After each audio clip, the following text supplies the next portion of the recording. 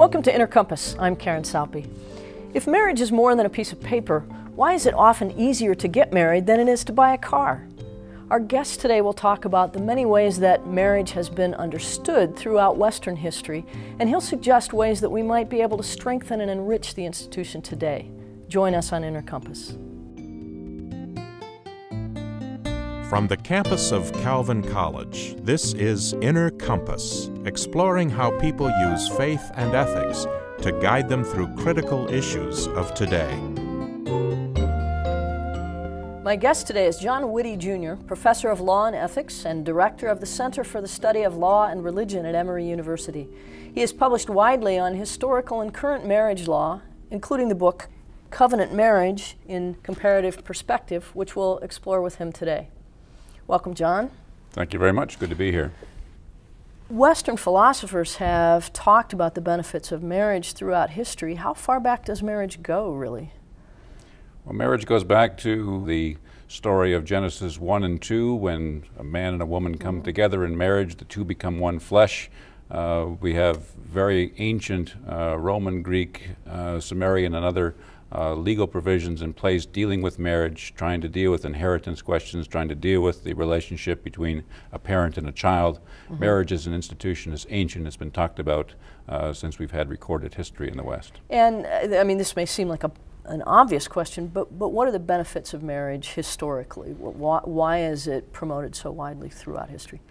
Well, in part because we try to tack relationships. We want to figure out who is responsible for a child that's produced in the world, who that child is responsible for when that person becomes older.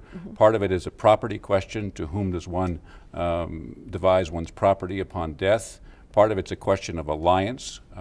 With whom does one deal in forging relationships between different actors, be it clans, families, tribes, broader civilizations. Sure. And part of it's just the basic way of channeling sexual expression, sexual aggression, and finding ways to make that productive and to create an institution that becomes a foundation for a variety of other institutions.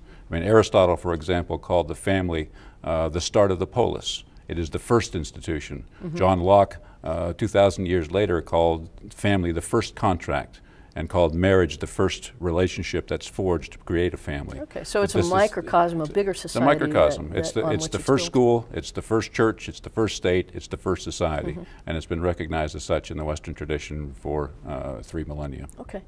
John Milton in the 17th century wrote about marriage as ideally a conversation between a man and a woman, which I think is a nice image. Obviously, there's a great deal more to it, but you've talked about marriage as several things, and will you talk about the 4 ways that one can look at marriage? Yeah, if you spend time looking at some of the Hebrew writings, some of the Greek and Roman writings before Christianity, and then Christian writings, marriage is viewed as in a 4-fold perspective.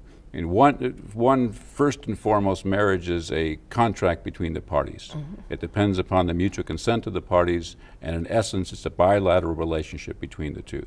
But marriage is more than a mere contract. Marriage is also a natural association, a way that parties come together to follow their natural inclinations, both to be together, to express their troth to each other, and to procreate together. Marriage is also a social institution. Marriage is the place through which we transmit property. We attach a set of expectations to the parties. It's a place where we identify a unit in society that goes beyond the individual. And then marriage in the tradition is also a spiritual association. It's subject to the creed, the code, the cult, the confessional community of which a party is a part. And we've used a variety of terms in the tradition to describe that spiritual dimension. Sometimes it's a sacrament, one of the 7 sacraments in the Catholic tradition, which is a channel of grace. Sometimes it's viewed as a covenant, a special relationship where a man and a woman come together to form a relationship with each other, but also to form a relationship together with God. And God becomes a third party to that covenant. Sometimes it's expressed as simply a form of super contract, something that goes beyond and trumps every other contractual or voluntary relationship a party has. These are 4 dimensions: the natural, the contractual, the social, and the spiritual, that you can find throughout the Western tradition in a variety of different ancient and modern formulations of what marriage is. And it is possible to have a marriage without all 4 of those dimensions in consideration, I imagine, but historically those have been the ways that people think about what it is, right? Well, this is a philosophical or theological take on what the institution is. In contemporary America, I think that most of us initially think of marriage as basically an emotional commitment, right? You're in love, this is a romantic issue, and so, and you work out the finances and the other situations, but traditionally, historically, this has been about social stability, it's been about financial stability. It's my sense of it is that way back in the day, you married someone and then learned to love them, maybe. Yeah, I think there are certainly evidence of love taking a greater and greater priority in our calculus of marital troth today. But marital love historically is not something that is missing at all. It's always been love poetry, elaborate courtship rituals, the etiquette of interaction with one's prospective spouse, the giving of gifts, the romantic appeals. This is not unusual. You could find Greek and Roman texts. You can find wonderful love ballads in ancient Hebrew literature. We have 8th and 9th and 10th century Muslim books of etiquette, books of flower. They go on for hundreds of pages, which are elaborate reflections on the emotion of love. So love is an ingredient of marriage in many historical recollections of it, reflections on it. But love certainly has become the sine qua non of marriage in the 21st century. And that if a party does not love the other party, there's no sense getting married. And that if love dies, that is considered to be a ground on which the parties should separate or divorce. Historically, absence of love was not a sufficient ground for divorce. But today it is. Today it certainly is, because we have a no-fault system. In Christian tradition, I mean, Jesus doesn't marry. Paul doesn't exactly glorify marriage. In fact, he describes it or advocates it as an antidote to lust, which is not really the highest praise you could give the institution. And yet, over time, marriage has become more central and I think more promoted in the Christian tradition. Why is that? Yeah, there's no question that the New Testament is not a good Dr. Spock on marriage. Right. There are a number of passages that are important about the marriage institution, but it's quite obviously a deprecated institution, and the deprecation that especially St. Paul in 1 Corinthians 7 gives to the institution introduces into the Western Christian tradition a very elaborate attachment to chastity, to celibacy, to renunciation of marriage. And that's coupled with an existing Stoic understanding that philosophers, those who want to pursue a contemplative life, should not pursue marriage because it's an obstacle, a distraction, and ultimately a sacrifice. One has to sacrifice one's contemplative life in order to pursue the corporal life of marriage. Christianity does, however, inherit from Judaism a robust understanding of marriage and family life, which is stated throughout the Pentateuch and the Talmudic literature, which the Church Fathers knew. Christianity also had a very strong understanding of marriage from the Roman legal system that was in place prior to the 4th century Christianization of Rome. Rome cherished marriage in the pre-Christian era. Marriage was one of the sine qua nons of Roman citizenship. It was the best way of achieving all the goods we talked about earlier, and marriage was cherished as a very important civic, moral, and spiritual good that a person could pursue. And the interesting thing about the Christianization of the Roman Empire after the 4th century is that it also introduced the Romanization of Christianity. And one way that the Romanization of Christianity began to manifest itself is in this growing appetite for marriage as a healthy and important institution. So that's part of the way that it overcomes Paul's the stigma that Paul helps attach. Yeah, I mean, the Bible remains an anchor text, and there's still counsel for those that have received the gift of continence to forego marriage. But increasingly after the 4th century, the normative position of the tradition is celibacy is good for monastics and for clerics, but marriage is good for the laity and for the vast majority of the population. And by the time the 11th and 12th century rolls around and the Christian church starts taking over law-making power or jurisdiction over marriage, a marriage has become a sacrament in the eyes of the lawyers and the theologians. So it's very much, so then the laws are very much shaped by it. And the laws are shaped by the reality that, look, marriage is one of those goods that God gives us. It's good for faith, it's good for friendship, it's good for children, it's good for stability, it's good for support, it's good for a variety of things. We elevate one of the passages at St. Paul's 1 Corinthians 7 treatment of marriage, where he talks about conjugal debts or conjugal rights, that parties have a right to the sex, the support, protection of the other. That becomes a very important part of the new apparatus in the 11th and 12th century of Christian marriage.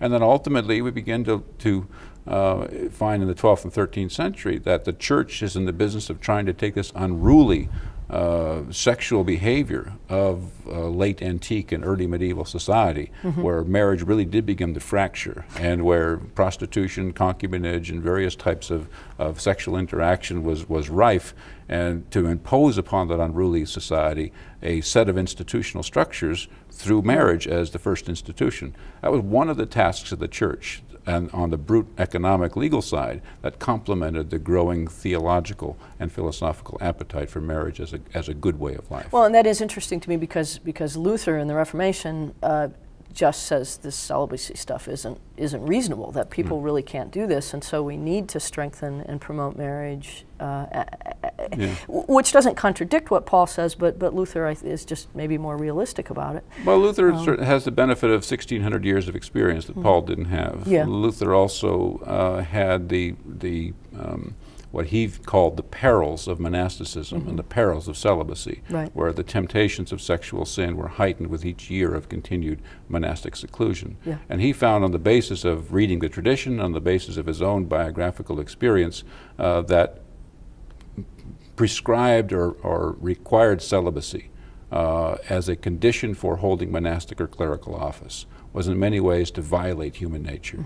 That God had created the institution of marriage with a set of goods, and one of the goods that marriage gave a person was the good of protection from sexual sin. It gave them more things than that. It's not just an opportunity to discharge one's sexual, brutal, lustful appetites, although inevitably marriage provides that kind of natural, proper outlet for one's natural sexual drives. Luther saw that very clearly, and saw that trying to cabin that sexual expression as a condition for holding an ordained office within the church was in many ways destructive and distracting. And it led to a level of hypocrisy in society that he thought was unbecoming. Popes fathering 20 illegitimate children and pretending to be celibate, a variety of forms of homosexual expression within monastic communities, and a lesbian expression within cloistered communities, a variety of forms of ritual concubinage, where monks and abbots would have their own concubines, and they would pay a concubine tax, or a whore tax, as it was called. Luther thought that the hypocrisy of this is simply overcoming the legitimacy of that kind of fence between the celibate clergy and the married laity. And his argument was, marriage is a good institution. God created it. Let's go back to Genesis 1 and 2. Let's recognize that the two do become one flesh. Let's recognize that we're created to become one flesh, that we have the natural appetite, the natural apparatus to come together, and that it's a good thing in its own right. And that if it gives rise to children, it's an even more wonderful thing. It's an opportunity to create, to be a co-creator with God, to continue the creation, and to live out the creation mandate of being fruitful and multiply. And that's how Luther starts his critique. Church and state are very much one in many societies throughout history, but as you move into American society, the separation of church and state complicates the question of marriage, I think, a bit, because now it's defined both as a religious institution and as a legal institution. What kind of conflicts arise between legal and religious definitions of marriage in say, 20th century America? Yeah, I guess if the perspective is, what does the law require? Increasingly, the story of the late 19th and the 20th and 21st century is that legal definitions of marriage have increasingly become exclusively state questions. The state, and in this case, the individual 50 states that have principal jurisdiction over marriage, they define what marriage is. They set the rules for marriage formation, maintenance, and dissolution. They decide the rules of child support, child custody, child control. They decide rules about child support and alimony and other post-marital incidents. Historically, some of those roles were played by religious bodies. From the late 19th century to the early 21st century, all those issues have come to the state for final resolution. And the role of the church in that has shifted from playing what historically was a legal role alongside the role of the state to exclusively a spiritual or a pastoral or ministerial role.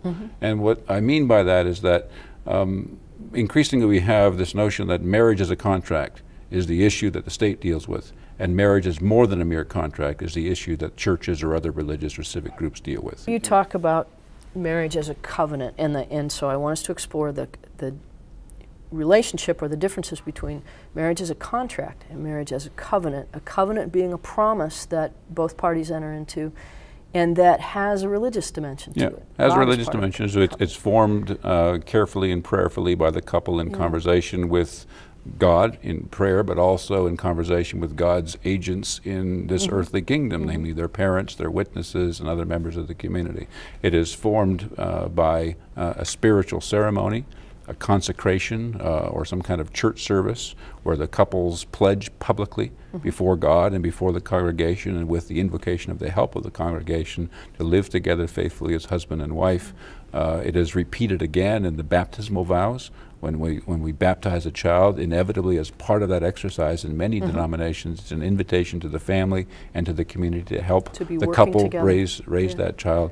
It very much is a communal dimension. When I think about a contract, if I enter into a contract, my main interest is how do I protect my interests? What is in this for me? When I enter into a covenant, I'm thinking a lot about the other person or party and what I owe them in terms of spiritual and emotional support, commitments, and yes, maybe financial and so forth. So covenant seems like a much richer relationship that's designed to help both parties grow together and become more. Yeah, Calvin called marriage a cruciform relationship. He's the one that really put into the Western tradition this very strong notion of covenant, marriage as a covenant. And his notion is that, look, Ephesians 5 talks about you lay your body down, you lay your life down for your spouse. And it's a perennial, daily set of sacrifices that you make for the other. It's very much a sacrificial love that you make for the other. And that goes well beyond the contractual rights and duties that you have, which are sometimes enforceable. We are sinful creatures. We need to have those boundaries. We need to have those responsibilities. So you wouldn't want marriage without contract? Marriage without contract is dead. Okay. Marriage as a contract is essential to making it real, because we're sinful creatures and we need laws to bound us, to bind us, to hold us, and a set of responsibilities that even in our worst forms we can't trespass those responsibilities. Marriage as contract guarantees that. But marriage as covenant elevates us and elevates our relationship beyond those, the tit for tat for contract exchange, beyond simply keeping score but what we're doing and raising it.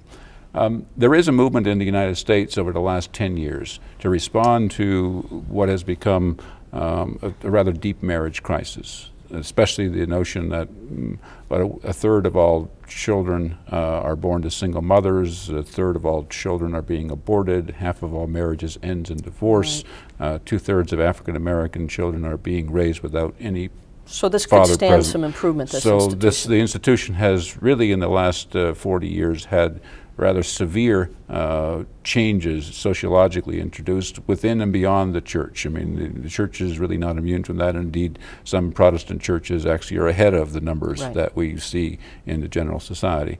And so one of the responses to that legally, what the states have tried to do is to say, well, let's try to find ways of making marriage more than an easy in, easy out contract. It's much easier to get married than it is to buy a car. It's much easier to get divorced than it is to sever a contract with Sears for a fridge. And you said that it should be as hard to get out of a marriage as it is to get into a marriage.